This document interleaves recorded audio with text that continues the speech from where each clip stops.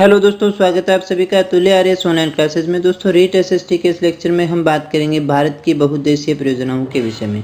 दोस्तों, हम पढ़ रहे हैं रीट एसएसटी यानी रीट सामाजिक अध्ययन, और रीट सामाजिक अध्ययन की यूनिट नंबर 8 का जो पार्ट है वो है भारत का भूगोल और उसके संसाधन। हम पढ़ रहे हैं यूनिट नंबर 8।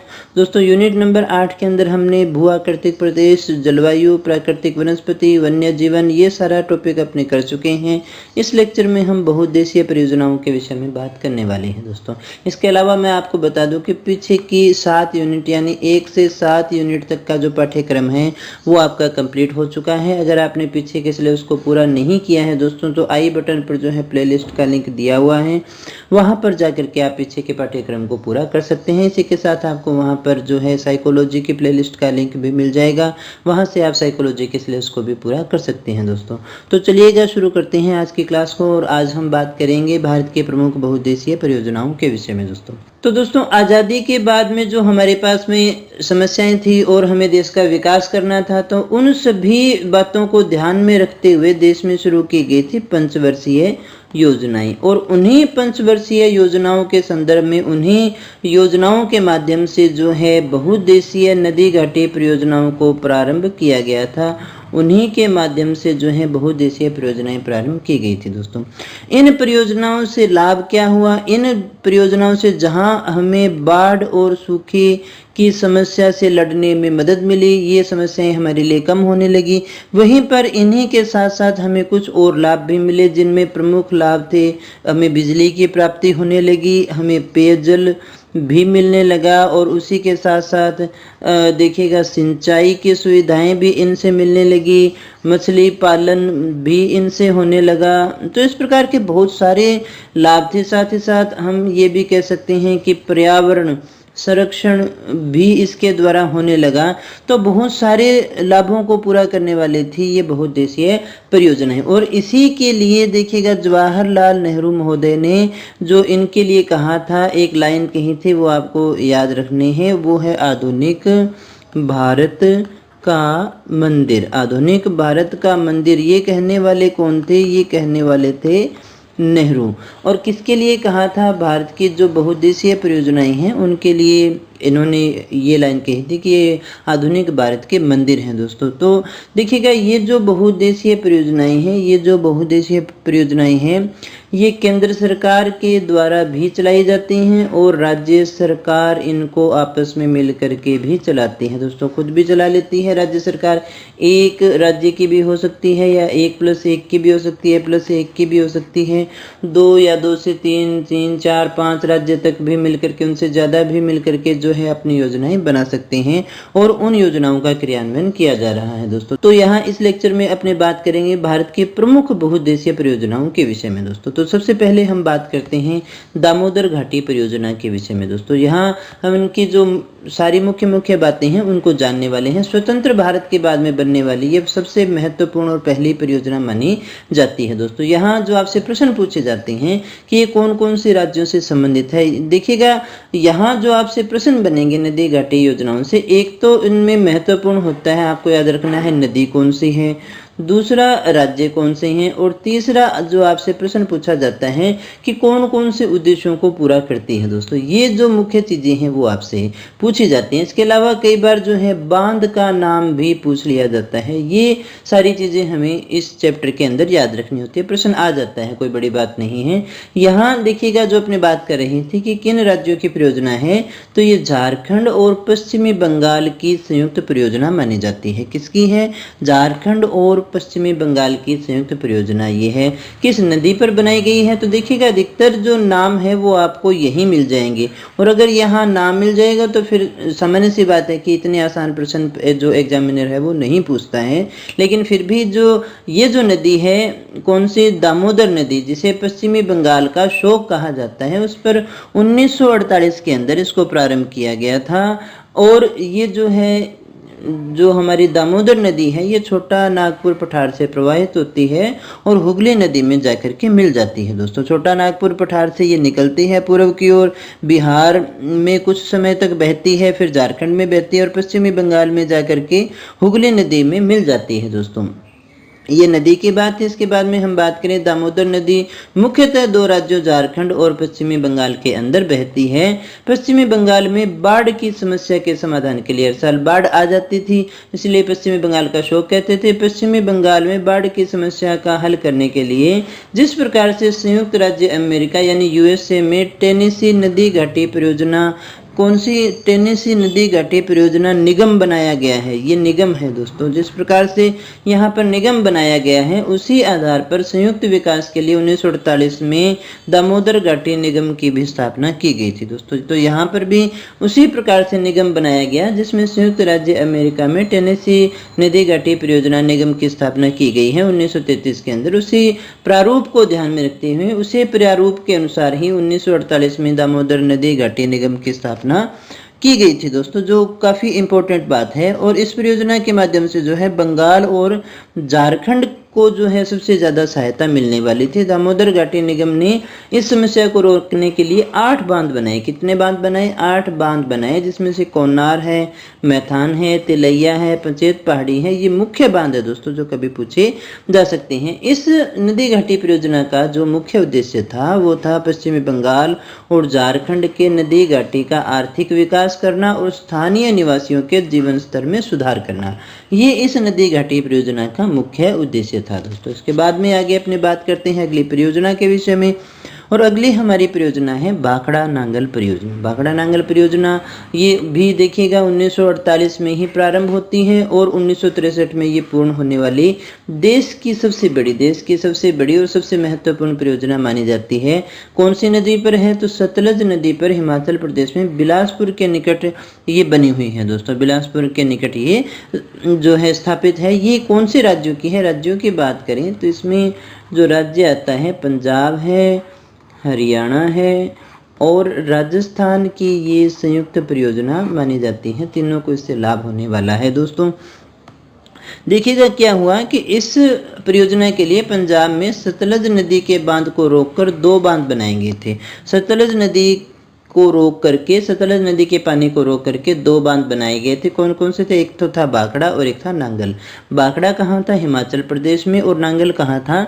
पंजाब के अंदर देखिए बनाया गया था। पहले बांध की बात करें, भाखड़ा बांध की बात करें तो भाखड़ा बांध जो है लगभग 518 मीटर लंबा, 518.16 मीटर, तो ये क्या है? लंबा है। और इसी के साथ साथ 167.74 मीटर ये क्या है? चौड़ा है। ये इतना बड़ा बांध है, काफ़ी बड़ा बांध है। और ये माना जाता है कि विश्व के सीधे खड़े बांधों में सबसे बड़ा बांध है। विश्व के सीधे खड़े बांधों में सबसे बड़ा बांध अगर आपसे पूछा जाए तो फिर कौन सा रह गया? वो आता है भाखड़ा बांध। भाखड़ा बांध जो है विश्व में सीधे खड़े बांधों में सबसे बड़ा बांध माना जाता है दोस्तों। तो इसकी जो चौड़ाई है वो आप देख सकते हैं 518.16 मीटर और 167.74 मीटर ये चौड़ा है दोस्तों।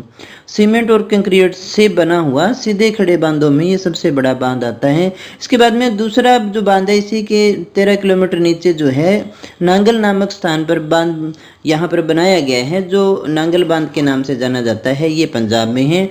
जब भाखड़ा बांध का जो अतिरिक्त जल है उसी को संचित करने के उद्देश्य से जो है नांगल बांध का निर्माण किया गया है और इसे इन दोनों को संयुक्त रूप से हम क्या कहते हैं? भाखड़ा नांगल बांध कहते हैं दोस्तों। आगे जो बात हमारे लिए जाननी जरूरी है वो ये है कि भाखड़ा नांगल बांध के पीछे एक जलाशय का निर्माण भी किया गया है जिसे गोविंद सागर झील कहते हैं। जिसे हम क्या कहते हैं? गोविंद सागर झील कहते हैं दोस्तों।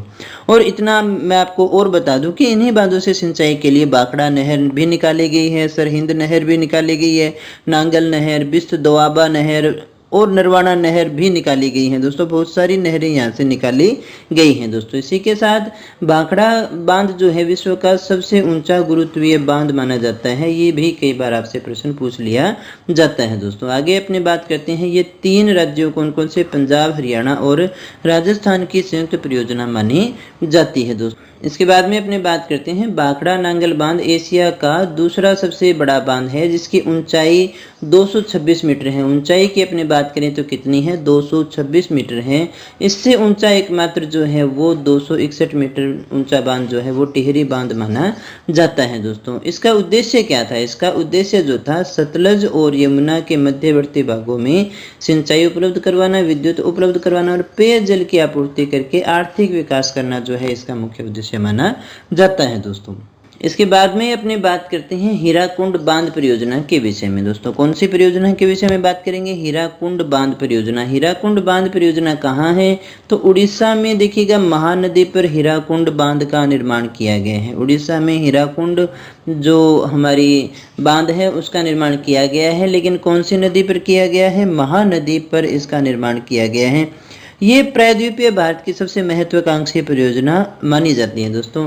जहाँ तक कि महानदी जो थी उसे अपने कहते थे उड़ीसा का शोक, उसे क्या कहा जाता था, उड़ीसा का शोक कहा जाता था। लेकिन अब ये भी वरदान का कार्य कर रही है और इस पर जो है भारत सरकार के द्वारा उड़ीसा में इसे स्थापित किया गया था दोस्तों, क्योंकि हीराकुंड बांध बनने से पहले यही नदी उड़ीसा का शोक भी कहलाती थी।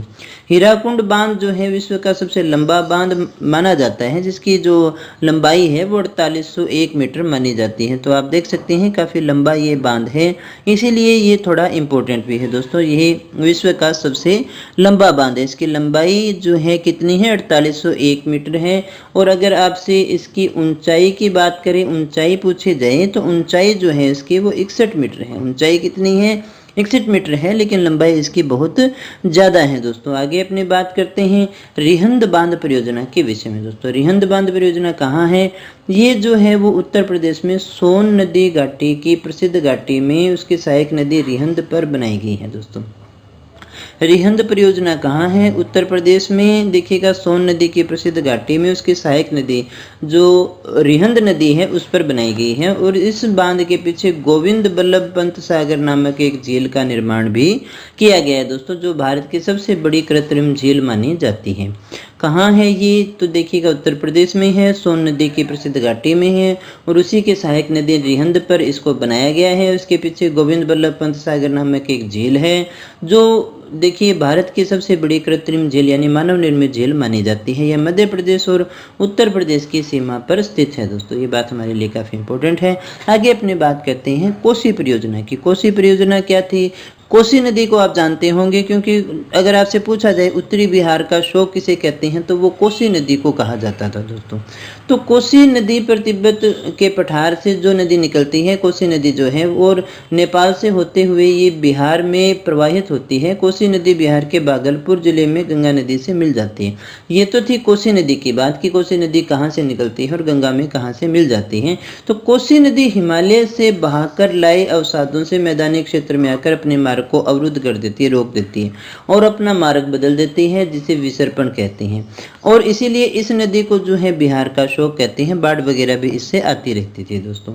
तो यहाँ पर जो है इस नदी से उत्पन्न समस्या से समाधान प्राप्त करने के लिए हनुमान नगर नामक स्थान पर एक बांध बनाया गया है, जिसे हनुमान नगर बैराज भी कहते हैं दोस्तों। तो क्या कहा हमने, ये जो नदी है कहाँ से निकलती है, तिब्बत के पठार से निकलती है, नेपाल से होती हुई बिहार में प्रवाहित होती है और कोसी नदी बिहार के भागलपुर जिले में गंगा में मिल जाती है। ये अपने साथ में अवसादों को लेकर के आती है, इसलिए इसका मार्ग जो है वो बार बार बदलता रहता है। इसलिए कोसी नदी को जो है बिहार का शोक भी कहा जाता है। कोसी नदी से उत्पन्न समस्या को हल करने के लिए एक बांध बनाया गया है, जिसे हनुमान नगर बैराज कहते हैं। और ये जो है बिहार में नेपाल के सहयोग से इस परियोजना को पूरा किया गया है दोस्तों। तो ये एक अलग बात भी है और थोड़ी इंपॉर्टेंट भी रह जाती है। इसके बाद में हम बात करते हैं चंबल परियोजना के विषय में। चंबल परियोजना कहाँ है, तो चंबल नदी की बात करेंगे सबसे पहले। तो चंबल नदी जो है मध्य प्रदेश में मालवा के पठार से निकलती है और राजस्थान होते हुए उत्तर प्रदेश में इटावा के पास जो है यमुना नदी में मिल जाती है। ये नदी की बात, तो चंबल नदी के पानी का सदुपयोग करने के लिए ही इस पर 3 बांध बनाए गए हैं और इसके जल का उपयोग किया जाता है। हमारे लिए इंपॉर्टेंट है कि ये 3 बांध कौन कौन से हैं। पहला है जवाहर सागर बांध जो राजस्थान में है, दूसरा राणा प्रताप सागर बांध ये राजस्थान में है, तीसरा गांधी सागर बांध है जो मध्य प्रदेश में है दोस्तों। इनसे बहुत बार प्रश्न पूछा गया है, अगर राजस्थान का ज्योग्राफी पढ़ रहे होते तो वहाँ भी ये हमारे लिए काफ़ी ज़्यादा इंपॉर्टेंट था। चंबल परियोजना जो है राजस्थान और मध्य प्रदेश की संयुक्त परियोजना परियोजना मानी जाती है दोस्तों। आगे हम बात करते हैं नर्मदा घाटी परियोजना के विषय में। नर्मदा नदी के जल का उपयोग करने के लिए नर्मदा घाटी परियोजना की शुरुआत की गई थी। इस परियोजना के अंदर भी अनेक बांधों का निर्माण किया गया है। इसमें से 4 बांध प्रमुख है जिनकी हमें बात करनी है, जो हमारे लिए थोड़े महत्वपूर्ण है दोस्तों। तो कौन कौन से हैं वो? एक तो नर्मदा सागर परियोजना के नाम से मध्य प्रदेश में है, दूसरा ओंकारेश्वर के नाम से मध्य प्रदेश में है, तीसरा माहेश्वर परियोजना के नाम से मध्य प्रदेश में है, और चौथा जो है सरदार सरोवर परियोजना के नाम से गुजरात में है दोस्तों, जिसको भी अलग रूप में हमें पढ़ना है दोस्तों। आगे अपनी बात करते हैं सरदार सरोवर परियोजना के विषय में। तो सरदार सरोवर परियोजना जो है वो मध्य प्रदेश, महाराष्ट्र, गुजरात और राजस्थान की संयुक्त परियोजना मानी जाती है। इसमें देखिएगा लाभान्वित होने वाला जो मुख्य राज्य है वो तो कौन सा है? गुजरात ही है। सरदार सरोवर परियोजना से लाभान्वित होने वाला प्रमुख राज्य कौन सा है? गुजरात है। इस परियोजना से गुजरात के पश्चिमी शुष्क क्षेत्रों में नहरों के द्वारा जल का प्रयोग किया जा रहा है। इस परियोजना से सबसे अधिक नुकसान अगर किसी को होगा तो मध्य प्रदेश को होगा, क्योंकि बांध के पीछे का जल स्तर थोड़ा ऊंचा है। ऊंचा उठने के कारण ये हमेशा बाढ़ की चपेट में आ जाएगा, और इसी कारण से मध्य प्रदेश में पारिस्थितिकी तंत्र जो है वो प्रभावित होने वाला होगा दोस्तों। इसलिए ये थोड़ा सा सरदार सरोवर परियोजना हमारे लिए इंपॉर्टेंट हो जाती है। नर्मदा बचाओ आंदोलन की शुरुआत इसी परियोजना के विरोध स्वरूप हुई थी, इसलिए भी ये काफी इंपॉर्टेंट हो गया दोस्तों।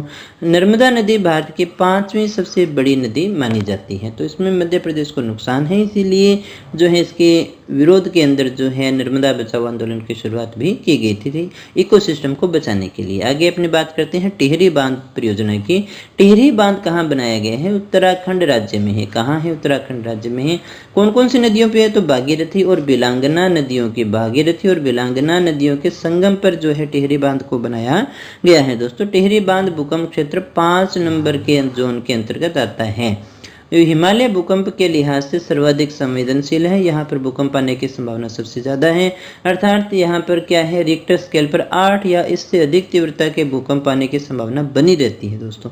तो यहाँ भूकंप आने की संभावना बहुत ज़्यादा है, और इस परियोजना का जो मुख्य उद्देश्य है वो भागीरथी और बिलांगना नदियों के अतिरिक्त जल का संग्रह कर सिंचाई, बाढ़ नियंत्रण और विद्युत का उत्पादन करना है। इसके बहुत सारे उद्देश्य हैं। तो ये भूकंप के लिए संवेदनशील क्षेत्र है, इसलिए हमारे लिए इंपॉर्टेंट हो गया। टिहरी बांध जो है वो कौन कौन सी नदियों पर है? वो 2 नदियां हैं।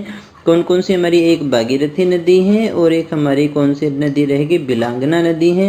इन दोनों के संगम पर जो है इस परियोजना को बनाया गया है दोस्तों। ये जो है भूकंप नंबर जोन 5 के अंतर्गत आता है, अति संवेदनशील है। यहाँ पर भूकंप आने की संभावना बनी रहती है, और इसके जो लाभ हैं वो सिंचाई, बाढ़ नियंत्रण और विद्युत उत्पादन करना है। आगे अपनी बात करते हैं माही बजाज सागर परियोजना के विषय में। ये राजस्थान और गुजरात की संयुक्त परियोजना है, माही नदी से ही संबंधित है दोस्तों। इसके लिए विंध्याचल पर्वत से निकलने वाली माही नदी, इसको माही मानना। माही नदी पर नवीन परियोजना के लिए 1966 में दोनों राज्यों में करार किया गया था।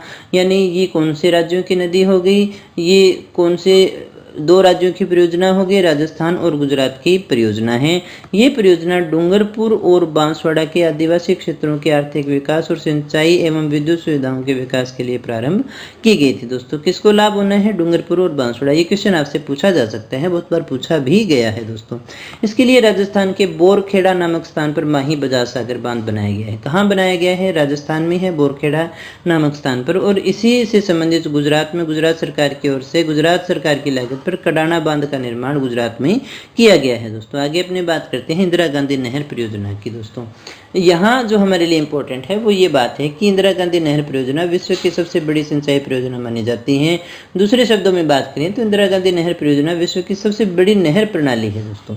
इसका उद्देश्य क्या है? इसका उद्देश्य राजस्थान के पश्चिमी शुष्क जो जिले हैं जहाँ बारिश नहीं होती वहाँ पीने का पानी उपलब्ध करवाना और सिंचाई के पानी के लिए भी इसका उपयोग किया जाता है दोस्तों।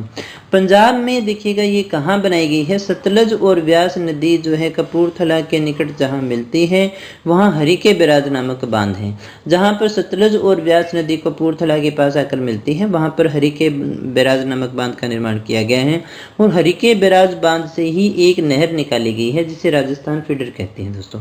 हरिके बैराज से कौन सी नहर निकाली गई है? राजस्थान फीडर। और राजस्थान फीडर नहर ही इंदिरा गांधी नहर को जल की आपूर्ति करती है दोस्तों। राजस्थान फीडर से ही जो है इंदिरा गांधी नहर को जल की आपूर्ति होती है दोस्तों। इंदिरा गांधी नहर जो है वो राजस्थान के मुख्य रूप से 4 जिलों को जल की आपूर्ति करती है, गंगानगर, बीकानेर, जैसलमेर और बाड़मेर। इसी के कारण ही राजस्थान के पश्चिमी जिलों में कृषि संभव हो सकी है और उसका विकास हो सका है दोस्तों। आगे अपनी बात करते हैं कुछ अन्य परियोजनाओं के विषय में। कुछ अन्य छोटी छोटी जो परियोजनाएं हैं उनके विषय में भी अपने जान लेते हैं दोस्तों। सबसे पहले आती है नागार्जुन सागर परियोजना। यह आंध्र प्रदेश के नंदीकोंडा गांव के निकट कृष्णा नदी पर बनाई गई है। ये याद रखना कौन सी नदी पर है, कृष्णा नदी पर है। ये परियोजना आंध्र प्रदेश और तेलंगाना 2 राज्यों से संबंधित है। कौन से राज्य, आंध्र प्रदेश और तेलंगाना राज्यों में विस्तारित है, उन्हीं से संबंधित है। फिर हम बात करते हैं तुंगभद्रा परियोजना के विषय में। ये जो परियोजना है वो आंध्र प्रदेश और कर्नाटक राज्यों के सहयोग से कृष्णा नदी पर बनाई गई है, तुंगभद्रा पर बनाई गई है और मल्लपुरम के निकट बनी है दोस्तों। कहाँ है ये, कौन कौन से राज्यों से संबंधित है, आंध्र प्रदेश और कर्नाटक राज्यों से ये संबंधित है, उन्हीं के सहयोग से कृष्णा नदी पर बनाई गई है दोस्तों। कृष्णा नदी पर ही नागार्जुन सागर है और इसी के सहायक नदी पर तुंगभद्रा है दोस्तों। आगे अपने बात करते हैं किशन गंगा परियोजना। ये झेलम नदी पर बनी हुई जल विद्युत परियोजना है और बगलीहार जो काफी देखिए विवादित भी रहती है, ये चिनाब नदी पर बनी हुई जल विद्युत परियोजना है दोस्तों। फिर हम बात करते हैं कालपोंग जल विद्युत परियोजना। ये इसलिए महत्वपूर्ण है क्योंकि अंडमान निकोबार में बनने वाली ये पहली परियोजना है, कालपोंग नदी पर बनाई गई है दोस्तों। इसके बाद में हम बात करते हैं तवा परियोजना की। तो ये मध्य प्रदेश के होशंगाबाद जिले में तवा नदी पर निर्मित एक परियोजना है। उकाई परियोजना काफी इंपॉर्टेंट है क्योंकि गुजरात में सूरत के निकट ताप्ती नदी पर जो है इसे बनाया गया है। इस परियोजना में सिंचाई और विद्युत दोनों की आवश्यकताओं की पूर्ति होती है दोस्तों। इसके बाद में अगली क्लास में हम बात करेंगे भारत की कृषि फसलों के विषय में दोस्तों। भारत की परियोजनाओं से संबंधित जितनी महत्वपूर्ण बातें थी वो सारी हमने कर ली हैं दोस्तों। इतना पढ़ लेंगे तो भी आपका काम चल जाएगा बड़े अच्छे तरीके से दोस्तों।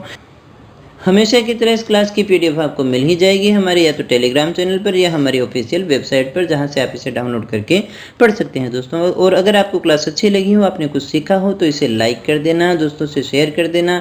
चैनल पर पहली बार आए हो तो इसे सब्सक्राइब कर लेना। और अगर आप हमारे साथ निरंतर जुड़ करके तैयारी करना चाहते हैं तो सब्सक्राइब जरूर कर लेना और बेल आइकन दबा देना ताकि क्लास आते ही तुरंत प्रभाव से आपको नोटिफिकेशन मिल जाए दोस्तों। तो मिलते हैं अगली क्लास में, तब तक बने रहिए हमारे साथ। Thank you very much.